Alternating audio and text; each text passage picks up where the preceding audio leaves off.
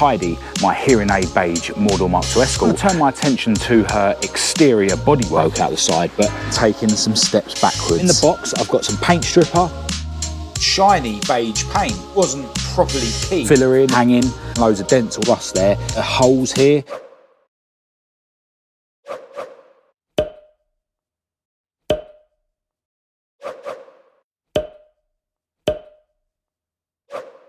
Hello and welcome to this video. I'm Marcus Hayes, and today I've come around the garage to make yet more progress on Heidi, my hearing aid beige Mk2 Escort. Now I want to turn my attention to her exterior bodywork in this video, but before we get into that, I want to send a massive thanks out to everyone who has been in touch since the last Heidi video. I've been literally inundated with messages of positivity, inundated with messages of advice, and I've had a couple more people offering me free parts for her as well. I can't thank you guys enough, and I really appreciate it. I had so many messages telling me that it was a bad idea to remove the spacer between the inlet manifold and the carb, and as you can see, I've thrown it back in. Apparently that spacer is there to isolate the carburetor from heat and vibration, which can affect how the engine runs. The reason I removed that spacer was just so that this throttle cable bracket was at the right height for the carb.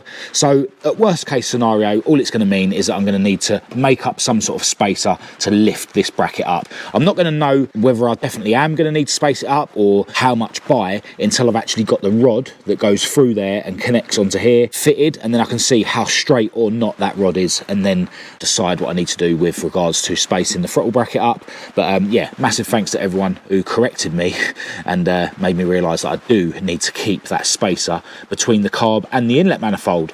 Now that I've decided how high the carb is going to sit, another thing I've been cracking on with today is trying to solve the issue I've had with these brackets for the air filter. I explained in the recent video that yeah, they basically weren't long enough. I've managed to still use this one, but I've elongated the hole down here where it mounts to the inlet manifold just so that I can lift this one up slightly higher. I've also, as I mentioned in the previous video, cut this one down and drilled another hole because this one was ultimately too long. So that's sitting at the right height now. And then I've just made up my own one around the back here. I've used aluminium strip. I didn't have any steel strip, so I am going to remake this out of steel. It is very tatty, and the hole here actually made so big that it broke out the side, but this was just, you know, to prove the concept. But yeah, I will make one out of steel and get that plated, and if I can get some sort of sleeve like what they have on originally, it will cover up most of it, so you know it'll tie in nicely. But you know, ultimately once I have remade that, I will have the three brackets holding the air filter on as it should be. So yeah, happy days. Another thing that I've done in the engine bay is I've now mounted the coil down here where it should be. You know, that's where it would have been originally. I didn't have the holes in this inner wing because there's been a repair down there. I had a couple of people get in touch via email with pictures of their Escorts to show me where the coil goes, but when I was speaking to my good friend Dale the other day, he made a very good point that I could just have a look at my other Mk2 Escort to see where the coil once was fitted in this thing. And down there is the two holes, one of which has still got the bolt in it. So I basically just copied this roughly and made sure that Heidi's coil was in the same place. So that's another job done and another step towards getting this thing fired up. One of you guys made an interesting comment about Heidi's engine bay recently, saying that the blue HT leads are the only thing that's annoying them about how this engine bay looks. And you're absolutely right. These were the HT leads that came with this engine.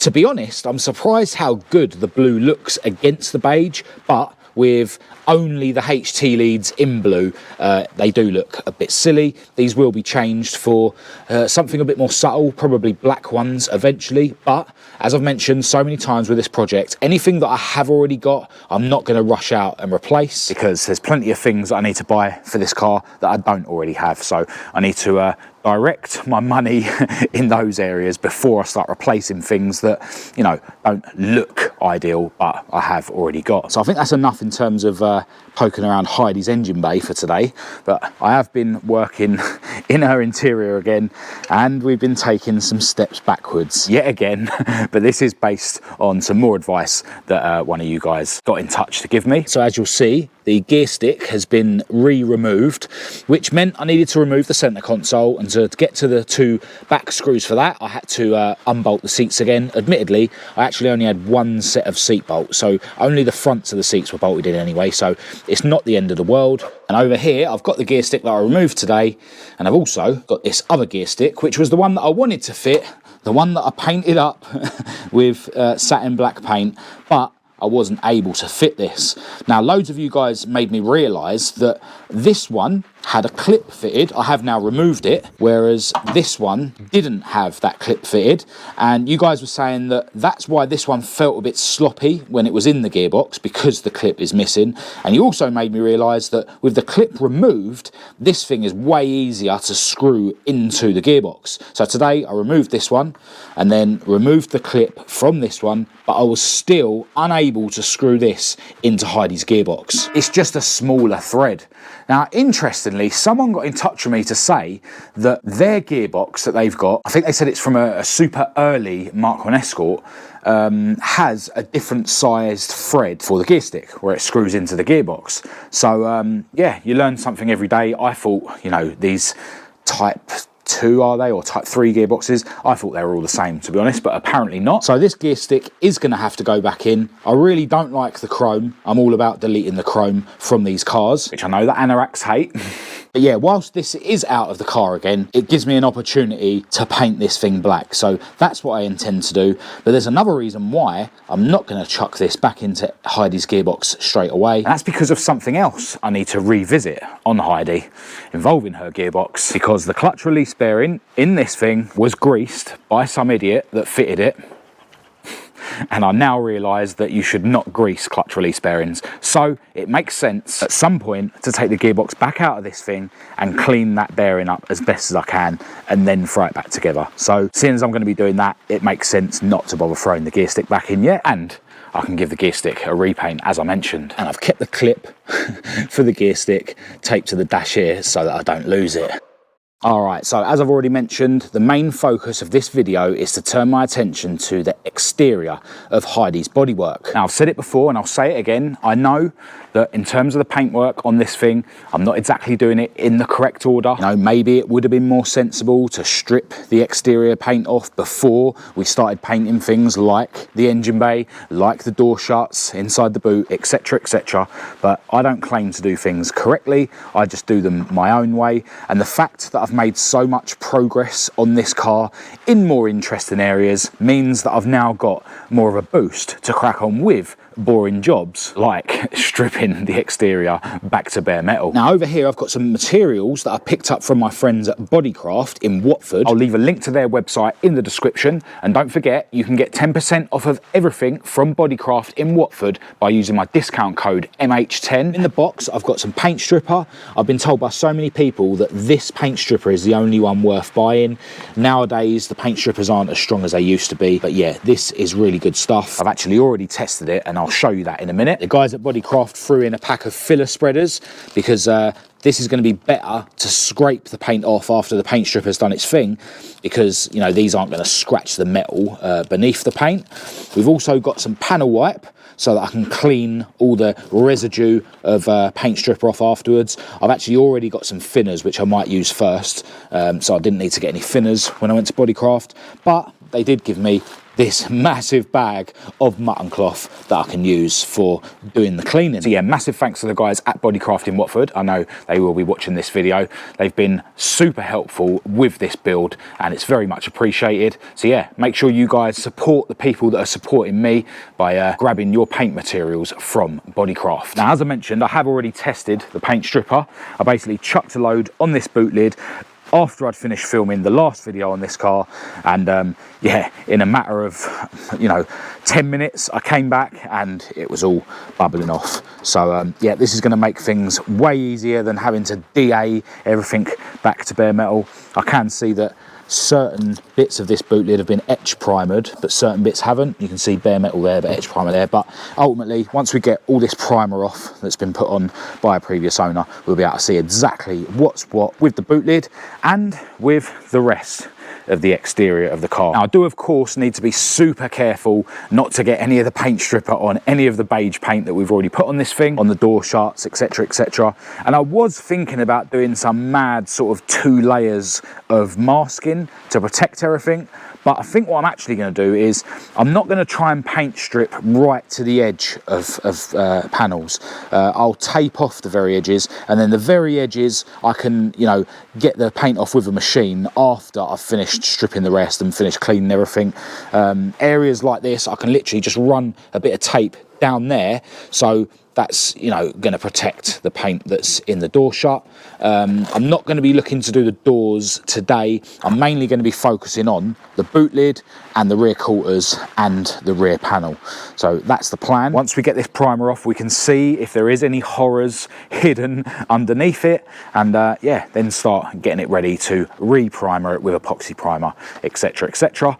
And yeah, I'm very excited to get this done because I've already been speaking to my good friend Rob about getting him to 2-pack primer all these bits and get it back to how it is now ultimately, but with a lot of confidence that there isn't anything hidden beneath it. So I think that's enough waffling. Let's cue some music and get this done. So once I'd chucked a load of tape about, I filled up a pot with the paint stripper and started slapping it onto the boot lid, followed by the rear panel, and then I taped up the rear door shuts and started paint stripping the rear quarter panels.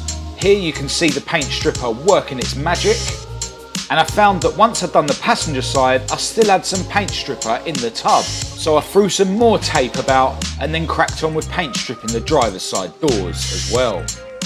In most areas, the paint stripper had done an awesome job of lifting the paint away from the panels, so I grabbed one of the BODICRAFT filler spreaders and started scraping. In some areas, the paint stripper hadn't worked quite as well, so I grabbed a Stanley blade and scored the stubborn areas of paint and filler, and then slapped on a second coat of the paint stripper. Lower down on the rear panel, I found a patch of shiny beige paint, which just shows that this wasn't properly keyed before they put the primer on. Anyway, I carried on scraping and scoring and re-paint stripping where necessary, but for the most part the paint was coming off easily and I wasn't finding any major horrors beneath it, which was good. The paint and filler was particularly stubborn on the passenger side rear quarter panel, but I'll get it off one way or another. I decided to go round the car with this metal scraper to try and remove some of the more stubborn bits of paint, but I was careful not to make any gouges in the metal. I gave all the panels a clean with the panel wipe to remove any paint stripper residue, and then I removed all the tape from the shuts. Alright, well, it is fair to say that I am absolutely over the moon with how this has gone. Haven't found any real horrors at all. I've found some bits where, someone has put some filler in the past. A lot of it is in the doors, which are areas where I can panel beat from the inside anyway to make things better before putting some more filler in. I was kind of worried that maybe the bottom of the doors might be hanging. The passenger door that came on this car had loads and loads of dents all over it. So part of me thought, what if all the doors are like that? And that's not the case at all. I mean, look, even the bottom of the doors, there's still bits to be stripped off, of course, but, no massive lumps of filler or anything. So yeah, really happy. Some of this was quite hard to strip off, but for the most part, it came off absolutely fine. Yeah, some of these bits here just, they're going to take a little bit more work to strip off. Still got loads of bits that I'm going to have to sort of mechanically strip off, but that's absolutely fine. The boot lid is really straight. Again, a couple of areas that did have a load of filler in. There's a bit here, so there's probably a bit of a dent there. I think around here, but you know, for the most part, it's a proper solid boot lid. The rear panel, yeah, the paint stripper didn't really work as well as I was hoping, but I don't mind with the rear panel just doing the whole thing with wire brushes on a drill. Now, although I didn't find any utter horrors, there are a couple of places where the paint clearly wasn't keyed before they put the primer on. So, you know, that's a reason why I'm not going to be thinking that this was a waste of time. I wouldn't have been bothered if this turned out to be an utter waste of time anyway, just because I would have the peace of mind of knowing that there's no horrors beneath it. But there were some areas where the paint is just clearly shiny. I mean, if I sort of put my hand there, you can see a bit of a reflection. And yeah, similarly on this rear quarter down here, this area is still shiny. It's almost as if whoever keyed this up before they primered it, they sort of couldn't be bothered once they got low down on the car. But yeah, it is cutting corners. Okay, if your car has got the original paint, you don't necessarily need to bare metal it, but you do need to at least key the paint up before you put the primer on. So yeah, it was cool to find some very minor bits that weren't right, but I'm really glad that there's no utter horrors. This rear quarter in particular, the paint stripper wasn't really working. I ended up scoring it to see if I could get it to work better. A lot of the bits that wouldn't scrape off with the plastic spreader, I was able to with the metal spreader, and I haven't put any gouges in the metal or anything, so happy days. There was a couple of bits of rust down here which were bubbling through, so I knew there was rust there, and I was kind of worried that there'd be holes here, and even those aren't holes. So even the bits that I was kind of worried about turned out to be better than I was expecting. So yeah, overall, this is as good as I was hoping, way better than I feared it might be, but also, you know, not a waste of time stripping this off because I found some bits that weren't keyed up properly, so happy days. I suppose one thing I need to check now is, did we get any paint stripper where we don't want it?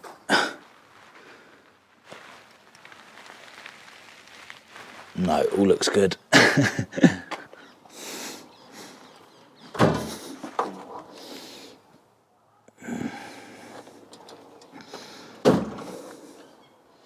No, everything that's supposed to be beige is still beige. All right, so a couple of days have passed, and since the last clip, I've had a birthday and a haircut and a beard trim, and today I've done yet more paint stripping, and I thought I'd spare you watching the process yet again. But yeah, got the bonnet almost fully paint stripped. Really happy that I haven't found any horrors beneath the primer on the bonnet, and I've now got this other door stripped.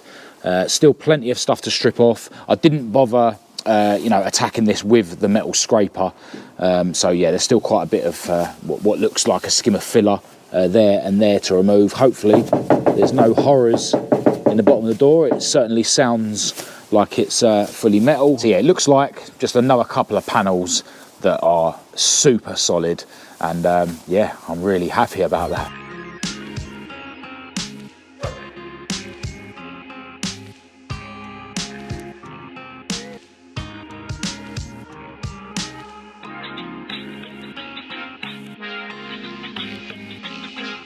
Now, I was planning in this video, I was actually planning to not touch the doors or the bonnet with the paint stripper, but I was planning to get this whole rear area actually fully stripped and cleaned and epoxy primed. And you can see that today, while we were around here, we've actually started masking up some areas on the car so that when I do start machine stripping these areas, the dust isn't going to go all in the cockpit and stuff.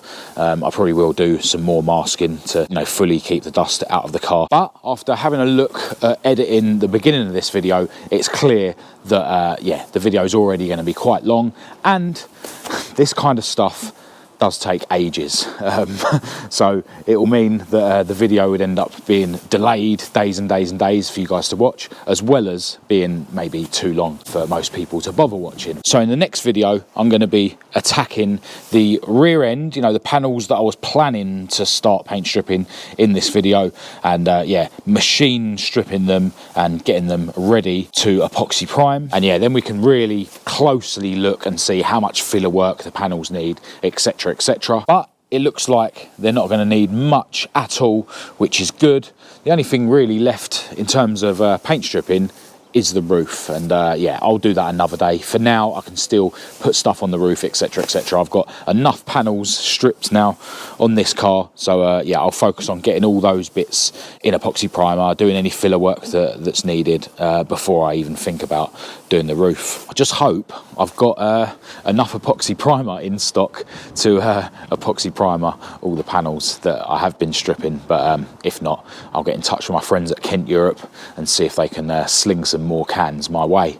Now, this sort of stage of the project, you know, stripping paint and doing filler work, etc, etc, it's painstaking. It's not the most fun stuff to do, let alone film, but yeah, I'll do my best to edit the videos in a way where they're semi-entertaining to watch. But yeah, I like to show the whole process. I like to film everything I'm doing with my cars. That's what I've always done, and yeah, that's what I intend to continue doing, you know, and I just hope you guys are gonna continue joining me as I continue getting this old banger closer and closer to being back on the road. So I am going to end this video here. Massive thanks to everyone who's tuned in. Do give it a thumbs up and a share if you thought it was any good. Feel free to give it a thumbs down if you didn't. Check the links in the description to my social media and my website and the Petrolhead style website and all that sort of thing. Massive thanks as always to my patrons for your ongoing support. But other than that, I'll chat to you guys in the next video.